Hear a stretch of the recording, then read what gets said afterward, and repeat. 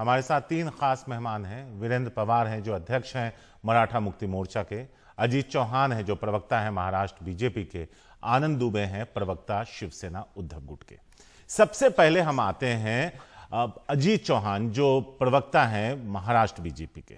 चौहान साहब, आप पे आरोप है कि आप मराठा आरक्षण को लेकर गंभीर नहीं हैं इस वीडियो के सामने आने के बाद। तारिक भाई, मैं बहुत लंबे समय तक टीवी एंकर रह चुका हूं और ये जो खबर है, जब ये खबर चल रही है तो इसके पीछे का सत्य बताना भी बहुत जरूरी है। मैं खुद मराठा समाज से आता हूं, कई आंदोलनों में मैं शरीक रहा हूं, मराठा क्रांति मोर्चा का मैं सक्रिय सभासद हूं और मेरे बड़े भाई वीरेंद्र पवार जी जो मराठा नेता है, इनके जो पिताजी थे आदरणीय अप्पा साहब पवार, हमारे सबके नेता, उन्होंने सन 70 से अन्ना साहब पाटिल और उनके सहकारियों के साथ में ये मराठा आरक्षण की मांग को लेकर के 70 से आदरणीय पवार साहब के नेतृत्व में, अप्पा साहब के नेतृत्व में ये आंदोलन चला। शरीफ भाई, इस आंदोलन को लेकर के हमारी सरकार बहुत ही ज्यादा गंभीर है और मैं ये जो शब्द मुख्यमंत्री जी के मुंह पर थे और जिनको लेकर के खबर चलाई जा रही है, इसके बारे में मैं आपको बता दूं। मेरी मुख्यमंत्री महोदय से बात हुई, मेरी उनके मीडिया सलाहकार जो है विनायक पात्रुकर जी मेरे मित्र हैं, उनसे मेरी बात हुई। ये मैं आपको सारे सिचुएशन बता देता हूँ तो कि क्या है। ये बैठक हुई, बैठक देर रात तक चली। हमारा एक साथी मनोज जरांगे पाटिल 17 दिन से अनशन पर बैठे थे। उनकी मांग अलग थी थोड़ी सी कि जो निजाम काल में जो हमारे मराठवाड़ा में रहते हैं उनकी कुणबी, जो कि एक ओबीसी की कास्ट है, मराठा बहुत सारे, जो मराठा लड़ता था वो मराठा कहलाता था और जो खेती करता था, जो कुनबा संभालता था, उसको कुणबी कहते थे। ये छोटा सा फर्क है, बाकी मराठा कुणबी में कोई ज्यादा फर्क है नहीं, पर कुणबियों को ओबीसी की सहूलियत है। तो उनका कहना था कि ये सर्टिफिकेट्स दिए जाए। इसको लेकर के डे फर्स्ट से हमारे प्रोटोकॉल सेक्रेटरी पहले दिन वहां पहुंचे, उसके बाद हमारे कई नेता वहां पहुंचे। ये जो पूरा वाकया था, ये जो खबर बनी है, इसके पीछे का मैं आपको स्टोरी बता देता हूँ कि बहुत लेट हो गया था तो पत्रकारों से बात करनी है नहीं करनी है, ये विषय था। तो सीएम साहब ने कहा कि नहीं, हमारे पत्रकार साथी बहुत टाइम से यहाँ पे रुके हुए हैं। मराठी में वर्ड है बोलून आपण मोकळं निघून जाओ, का मतलब होता है कि हम खुली खुली बात करेंगे और हम निकल जाएंगे। काफी लेट हो चुका है, पर हमें जी, पत्रकारों से बात इस विषय पर जरूर करनी चाहिए क्योंकि ये बहुत संवेदनशील मुद्दा है। तो शरीफ भाई, इस खबर को उल्टा चलाया गया कि मुख्यमंत्री जी ने असंवेदनता दिखाई और बिल्कुल। मोकळं बोलून निघून जाओ। मराठी में जी, मोकळं का मतलब होता है बहुत खुली खुली बात करेंगे और हम बात जरूर करेंगे पत्रकारों से। इसीलिए जी, सीएम साहब ने कहा कि आप आओ। और डीसीएम साहब देवेंद्र जी देवेंद्र जी कह रहे हैं कि हाँ माइक भी चल रहे हैं, आप बात कर रहे हैं, तो थोड़ा चलिए आप ठीक है, देखिए ठीक कि है। अब बाकी जो टॉक बाकियों हो से रहा भी है वो बात तो कर ठीक लेते है। हैं। रवि किरण देशमुख हैं जो वरिष्ठ पत्रकार हैं, वो भी हमारे साथ जुड़े हैं। बाकी मेहमानों के पास चलने से पहले जो रवि किरण देशमुख हैं उनके पास भी चलेंगे, लेकिन वो फिलहाल उनसे हमारा संपर्क टूट गया है। वीरेंद्र पवार हैं जो अध्यक्ष हैं मराठा मुक्ति मोर्चा के, उनसे बात करते हैं। वीरेंद्र जी, मेरा सवाल दो था आपसे। पहला तो इस वीडियो पे अपनी प्रतिक्रिया दे दीजिए, और दूसरा, राज्य सरकार के पास क्या सारे विकल्प हैं जो आप उनसे चाहते हैं कि वो आपको आरक्षण। राज्य सरकार आरक्षण दे चुकी थी, सुप्रीम कोर्ट ने उसे कैंसिल कर दिया, अब क्या विकल्प है? जी, एक तो पहली बात ये कहना चाहता हूँ कि मैं मराठा क्रांति मोर्चा का एक समन्वयक हूँ, यानी कि कोऑर्डिनेटर हूँ। हम लोग में कोई अध्यक्ष वगैरह नहीं रहता है, हम लोग कोऑर्डिनेशन में जी, काम करते हैं। जिला वाइज, सिटी वाइज जो जो वहाँ पे काम करता है वो एक कोऑर्डिनेटर की भूमिका में रहता है। मैं भी वो उस तरह से एक कोऑर्डिनेटर हूँ जो हम लोग मुंबई आसपास की जगह पे हम लोग काम जी, करते हैं। आपका जो पहला सवाल था कि कल के वीडियो के बारे में जो प्रतिक्रिया आपको चाहिए वो लोगों ने दे दी है, उसके ऊपर स्पष्टीकरण आ चुका है। मैं वो चीज को मानता हूँ कि आगे बढ़ो, क्योंकि तकलीफ क्या हुआ जी, है कि इस राजनीति में हम लोग अटके पड़े रहते हैं, एक दूसरे के ऊपर आलोचना करते से हमारा बहुत सारा समय निकल जाता है और चर्चा का जो विषय रहता है वो रह जाता है।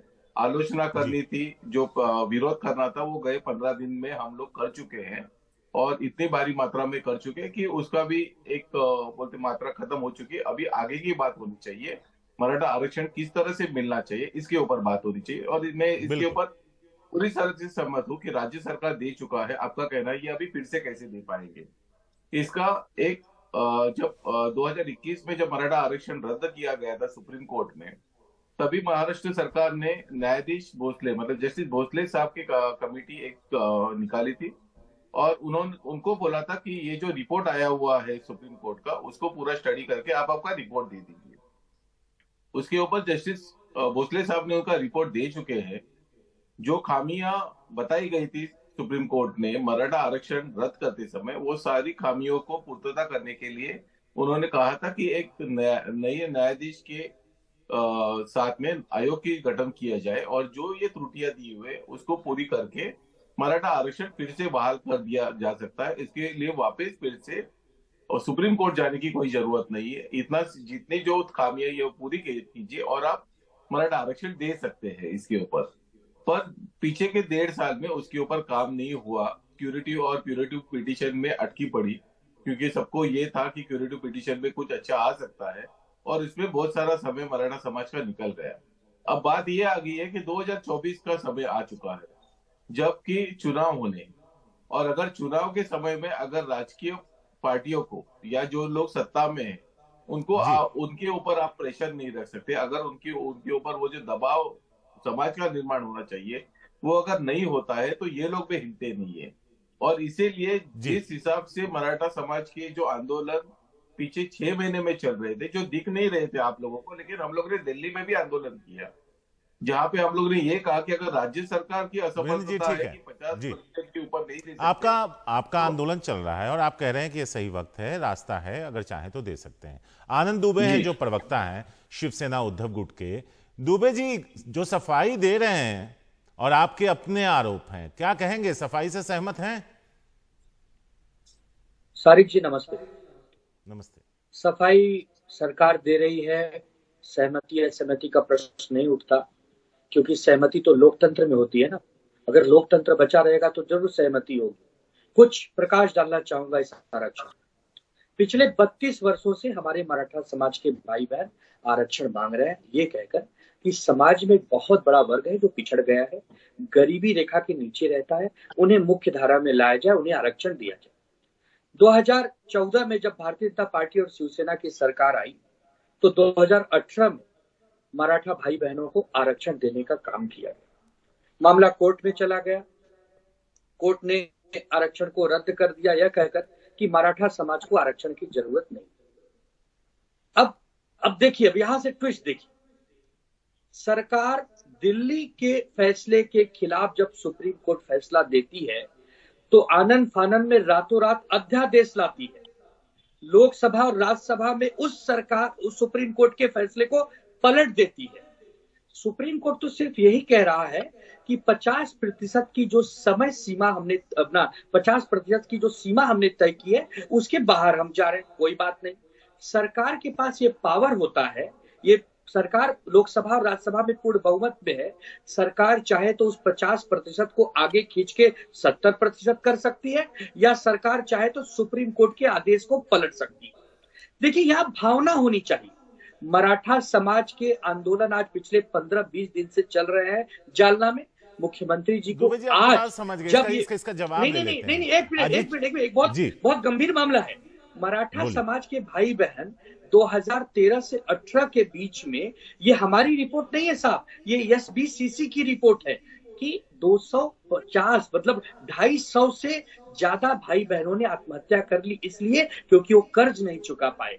इसका मतलब मराठा समाज के भाई बहन को आरक्षण की आवश्यकता है। सरकार उदासीन बनी हुई है। सरकार तो आपकी सरकार में थे सर, तो रुकवा देते। हमने आरक्षण दिया था, तो हमने आरक्षण दिया, आप आंकड़ा दिखा रहे हैं। 2019 में हम इनसे अलग हुए हैं। सारिक भाई, या तो आप हमें बोलने दीजिए। जी बोलिए। हम कब अलग हुए? भारतीय जनता पार्टी से हम अलग कब हुए, बताइए। हम 2019 में इनसे अलग हुए। 2019 से 2023 के बीच में ये डबल इंजन की सरकार जो अपने आप को बताती है हर जगह, और पिछले 1 साल से तो एकनाथ शिंदे जी राज्य के मुख्यमंत्री हैं, केंद्र में प्रधानमंत्री नरेंद्र मोदी जी हैं, ये अध्यादेश लाकर हमारे आरक्षण के प्रतिशत को बढ़ा दे, पहली बात। दूसरी बात, अगर चाहे तो उस फैसले को पलट दे और जो हमारा 2018 का आरक्षण है उसे पुनः लागू कर दे। या तीसरा, जो कुणबी समाज जिसको ऑलरेडी ओबीसी वर्ग में आरक्षण मिला हुआ है, मराठा समाज को कुणबी समाज में ले आए। कुछ तो रास्ता निकाले कि केवल जब कलई खुल गई, हर एक चैनल पे कलई खुल गई, तो केवल लिपापोती की जा रही है। ये अच्छी बात नहीं है। यही पहले मैंने कहा कि सहमति का प्रश्न नहीं उठता। अजीत चौहान जी, शिवसेना उद्धव गुट के प्रवक्ता कह रहे हैं कि आप आरक्षण देने को लेकर गंभीर नहीं हैं। कई रास्ते थे, अब तक आरक्षण मिल गया होता सुप्रीम कोर्ट के डिनाई करने के बाद। बिल्कुल शारिक भाई, मैं उस समाज का घटक हूँ जो 70 साल से हम लोग सन 70 से माफ कीजिएगा आरक्षण की लड़ाई लड़ रहे हैं। मैंने जैसे कि उल्लेख किया, वीरेंद्र जी के फादर के नेतृत्व में मराठा समाज ने पॉइंट पे आ जाइए, वो बता चुके हैं आप, जो वो कह रहे हैं उसका जवाब दे दीजिए। मैं पॉइंट पे आ रहा हूँ। मेरे पास ये खत है, ये हमारे नेता कोल्हापुर के युवराज छत्रपति संभाजी राजे ने उद्धव ठाकरे जी को लिखा हुआ ये खत है। आनंद दुबे जी बड़ा कहते हैं कि हम साथ में थे, हम साथ में थे। मेरे नेता देवेंद्र फडणवीस जी जब राज्य के मुख्यमंत्री थे तब मराठाओं को आरक्षण दिया। उसके बाद भी जब ये आरक्षण इन लोगों ने फंसा दिया, हमने कई ऐसे महामंडल लाए, कई ऐसी योजनाएं लाई जो कि आरक्षण की क्षति की पूर्ति करती। इसमें छत्रपति संभाजी राजे उद्धव ठाकरे जी को कह रहे हैं कि भैया आपने मुकुल रोहतगी और नाडकर्णी जैसे सीनियर वकीलों को चेंज कर दिया है भाई साहब। और कल खुद एक मुंबई की एक होटल में मैं संभाजी राजे जी के साथ मैं मिला, मैंने उनसे बातचीत की। मैं कई दिनों से मराठा आरक्षण से संबंधित नेताओं से मिल रहा हूं, सरकार की भूमिका समझा रहा हूं। हम और क्या करें, हम सरकार में है भाई, आप हमें मार्गदर्शन कीजिए। मैं विरोधी पार्टियों के पास भी जा रहा हूं। तब संभाजी राजे ने कहा कि यह खत मैंने मजबूरन लिखा था उद्धव ठाकरे जी, जब हमें छोड़ करके कांग्रेस एनसीपी की गोदी में जाकर के बैठे थे। एक शारिक भाई, एक आयोग था जो महाराष्ट्र गवर्नमेंट ने फॉर्म किया था, उस आयोग के डॉक्यूमेंट्स मराठी से इंग्लिश में ट्रांसलेट करके देने थे। मैं खुद था, अशोक चव्हाण जी से मिला, वीरेंद्र जी कई बार मिल चुके हैं। हमने हाथ जोड़ के विनती की कि भैया ट्रांसलेशन देना है, आप दे दो। एक रफीक दादा करके एक उस पूरे शिष्टमंडल में थे कि जिनको इस केस की बहुत अच्छे से जानकारी थी। ठीक है, अब वक्त कम बचा है। वीरेंद्र पवार जो, सुनिए ना, आपने अपनी बात रख दी है। मराठा मुक्ति मोर्चा के जो वीरेंद्र पवार हैं, चौहान साहब समझ गया आपकी बात। जी, समझ गया आपकी बात। वीरेंद्र पवार जी, आरोप प्रत्यारोप का दौर जारी है। इस बीच में क्या लगता है आपको, अब चुनाव बहुत दूर नहीं है, ऐसे में मराठा समाज की नाराजगी कोई मोल लेना नहीं चाहेगा। लगता है कोई बीच का रास्ता आपके लिए जल्द निकलेगा जहां मराठा समाज को आरक्षण मिल पाए? नहीं, हम लोग जो लड़ रहे हैं ये गरीब मराठों के लिए लड़ रहे हैं, जिनको शिक्षा में आज की तारीख में महाराष्ट्र जैसे प्रदेश में कोई भी स्कोप इनको बचा नहीं है। क्योंकि जहां पे आपको शिक्षा लेना है वहां पे आपको जात दिखानी पड़ती है। कोई जन्म लेके आता है तब उसको पता नहीं चलता है कि कौन सी जाति में वो पैदा होने वाला है जी। पर इस महाराष्ट्र में इस तरह से आरक्षण की जो लड़ाई चालू है, इसमें तू मराठा है करके तुझे शिक्षा का अभी कोई प्रावधान तेरे लिए नहीं है। इस तरह से जो नए जो जुने जिन लोगों ने आरक्षण लिया हुआ है और वो लोग जिस तरह से अपना लिया हुआ आरक्षण उसमें बंटवारा भी नहीं बोल सकते हम लोग। जैसे कि ओबीसी कमीशन के बारे में मैं बात करता था कि ओबीसी लोगों के लिए 37% रिजर्वेशन है करके उनके भांटिया आयोग ने बताया कि इनकी पॉपुलेशन 37% है महाराष्ट्र में। उसका 50% बोलेंगे तो 18 से 19% उनको आरक्षण मिलना चाहिए। लेकिन आज वो कितना ले रहे हैं, 27% ले रहे हैं। तो उसमें 8 से 9% का गैप है, क्योंकि भांटिया आयोग इन्हीं सब ओबीसी नेताओं ने लास्ट ईयर सबमिट कर दिया था जब ओबीसी रिजर्वेशन बंद हो गया था रिजर्वेशन।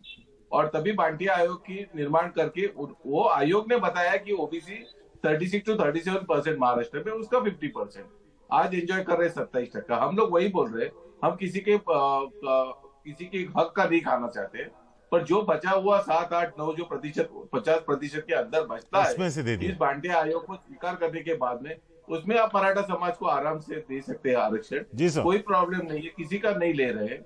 और इस तरह से अच्छी तरह से ये जो आरक्षण की जो मांग है ये खत्म हो सकती है। पर इसको चलिए, आप तीनों मेहमान का बहुत बहुत शुक्रिया। इस मुद्दे पर सुनिए ना, वक्त खत्म हो गया है। लड़ रहे हैं जी बिल्कुल, आप तीनों मेहमान का शुक्रिया।